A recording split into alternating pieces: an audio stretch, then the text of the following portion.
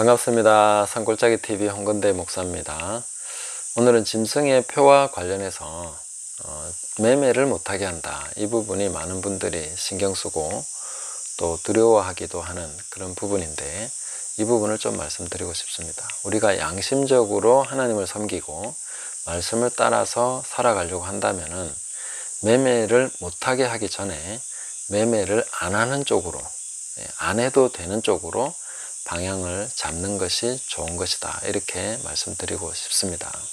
특히나 이제 제가 농촌과 관련해서 이 얘기를 좀 드리려고 하는데, 물론 상황이 다른 분들은 또 다르게 생각해 보실 수 있겠지만, 특히 제가 농촌의 현실과 관련해서 이 부분을 좀 말씀드릴 때 이해하시면서 들어주시면 좋겠습니다. 농촌의 현실을 보면 실제로 매매가 없어진다면, 매매를 못하게 한다면 농사 자체가 거의 불가능한 그런 지경에 이르렀습니다. 왜냐하면 비료도 사야 되죠. 심지어 거름까지 삽니다. 농약 사죠. 종자도 사야 되죠. 농기계 사서 할부 계속 들어갑니다. 그리고 이렇게 농자재, 각종 농자재 사서 써야 되고, 이제 사람도 사서 써야 됩니다. 이렇게 하다 보니까 농사를 지어도 나중에 보면 다 제하고 나면 거의 남는 게 없습니다. 그게 게다가 이제 몸까지 상하면 나중에 병원비로 돈 많이 씁니다. 보면 이 노인들, 시골의 노인들 병원에 자주 갑니다. 그러면 계속 병원에다 돈을 갖다 주게 되는 거죠. 자, 이런 상황 속에서 우리가 왜 이런 현상들이 생겨나는가 보면은 유통을 끼고 농사를 짓기 때문입니다. 유통을 끼고 농사를 짓게 되면 양파든 마늘이든 다른 작물이든 하게 되면 항상 대량으로 해야 됩니다. 대량으로 해야 되고 보기 좋게 만들어야 됩니다. 그렇지 않으면 유통해서 아주 가격이 낮게 되거나 소량은 취급도 안 해주기 때문에 이렇게 할 수밖에 없거든요. 그러다 보니까 종자도 사야 되죠.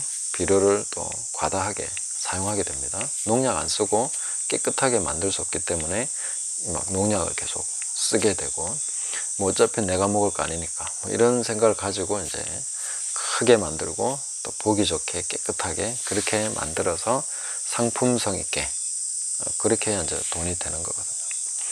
사실 그렇게 좋게 만들어 놨다고 해서 또 돈이 되는 게 아니라 일종의 도박입니다. 그 해에는 또 폭락할 수도 있고, 또 어떤 때는 굉장히 가격이 올라갈 수도 있고, 이렇기 때문에 야, 올해는 무슨 농사 지어야 되나, 이거 거의 도박하듯이 농사를 짓게 됩니다.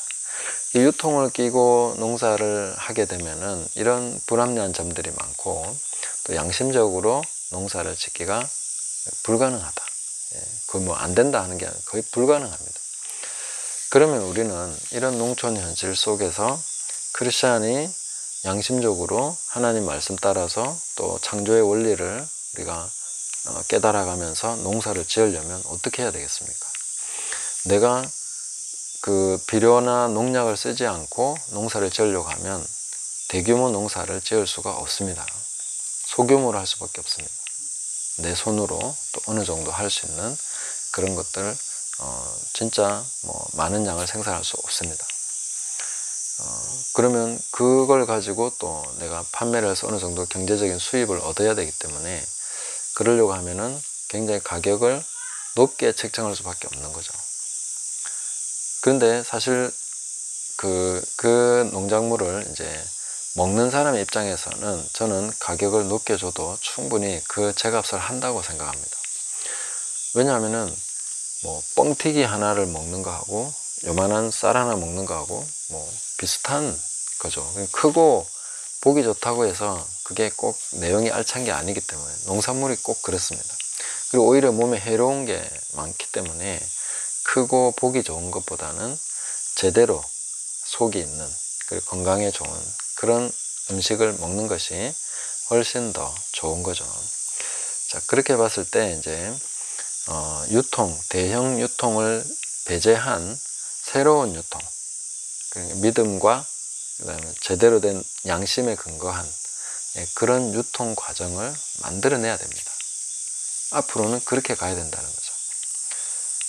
지금도 뭐 그렇게 하시는 분들 종종 있습니다. 근데 그것도 좋게 시작했다가 점점 커지면 이 관리 감독하기가 상당히 어렵습니다. 그래서 뭐 그런 좀 불합리한 점도 있더라고요. 보니까 뭐 처음에는 좋게 시작했는데 나중엔 또 달라지는 그런 거. 그래서 이게 유통이 계속 커져서 돈이 되는 이런 매매가 주가 되는 게 아니라 양심적으로 생산하고 좋은 먹거리를 찾는 소비자가 같이 연결돼서 적당한 선에서 그렇게 서로에게 좋은 정도로 그런 정도로 이제 유지해 가면서 해나가는 게 좋다 하는 거죠.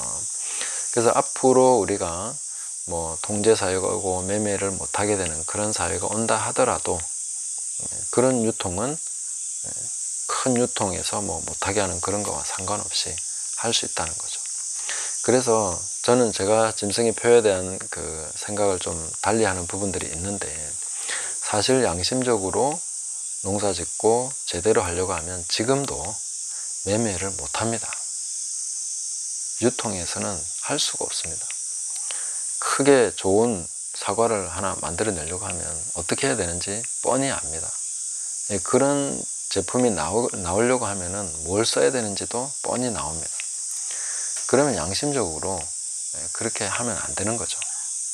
농약을 안 쓰고 깨끗한 농사를 짓기가 어마어마하게 어렵습니다. 소규모로 하면 어느 정도 되죠. 근데 엄청난 규모로 해서 그런 거는 불가능합니다.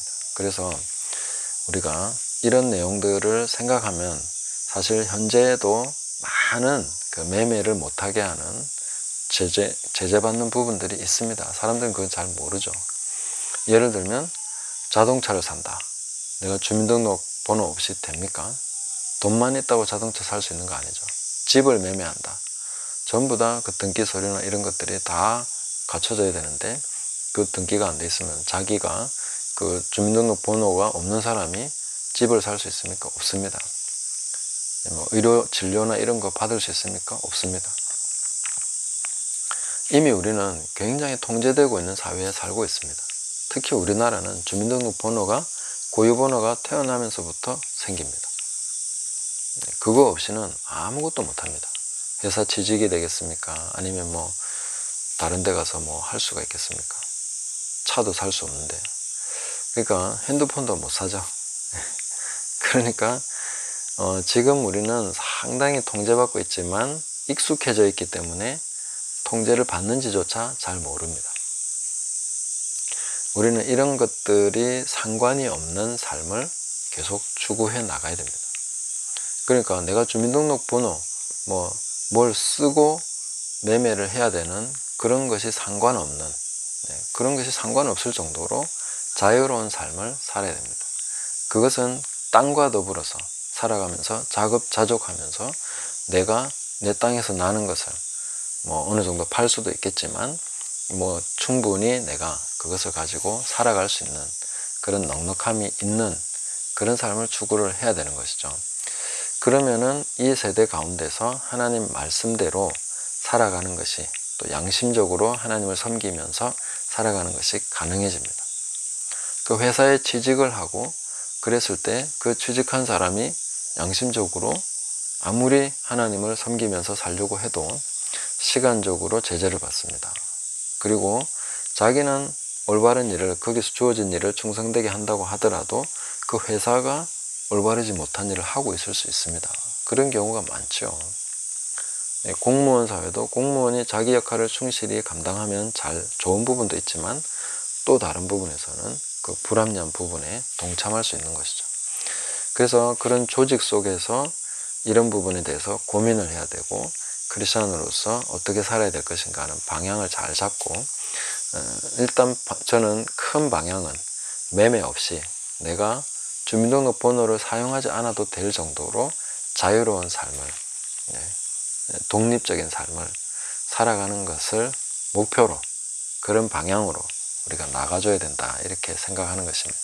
이렇게 하는 것이 단지 매매를 못하게 하는 상황이 두려워서가 아니라 그거하고 상관없이 진짜로 양심적으로 하나님을 섬기면서 말씀대로 살아가려고 하다 보면 이게 유통을 끼고 매매를 하고 내가 뭔가 그 주민등록번호를 써서 매매를 해야 되는 그런 입장에서 살아가게 된다면 매이게 되는구나. 양심적으로 하나님을 섬길 수 없는 어떤 그런 부분들이 생기는구나. 구조적인 악 속에서 내가 쓰임 당할 수 있구나. 이런 것들을 생각할 수밖에 없는 것이죠. 그래서 앞으로 짐승의 표 이런 것을 두려워하지 마시고 오히려 하나님의 말씀을 순종하기 위해서, 내가 정말 하나님을 순전하게 섬기기 위해서 매매를 하지 않는 삶으로, 그런 삶을 추구하는 쪽으로 가는 것이 좋다 하는 것이죠. 그렇게 하는 목적이 다른 것이 아니라 하나님 말씀대로 살기 위해서. 이런 부분에 대해서는 제가 종종 말씀드려 왔기 때문에 제 메시지를 계속 들어오신 분들은 제가 무슨 말 하는지 아실 것입니다. 저는 추상적인 얘기를 하는 것이 아닙니다. 굉장히 현실적이고 실제적인 이야기를 하는 것이고, 앞으로 우리가 비전으로, 목표로 하나님의 부르심을 따라서 그렇게 살아가기 위해서 굉장히 중요한 기초가 되는 그런 이야기를 하고 있는 것입니다. 그래서 이런 부분들을 우리가 늘 생각하시면서 만들어 가다 보면 앞으로 어떠한 경제적인 공황이 오든 아니면은 통제 사유가 오든 사람들이 두려워하는 그런 일들이 생길지라도 그 충격을 상당히 완화시키면서 우리가 지켜나갈 것을 지키고 하나님의 말씀대로 살아가는 이 삶을 담보해 갈 수 있다 하는 것을 우리가 꼭 기억하시면서 매매를 못하게 하기 전에 매매 안 해도 되는 삶을 추구하는 그런 삶으로 방향을 잡으시면 좋겠습니다. 감사합니다.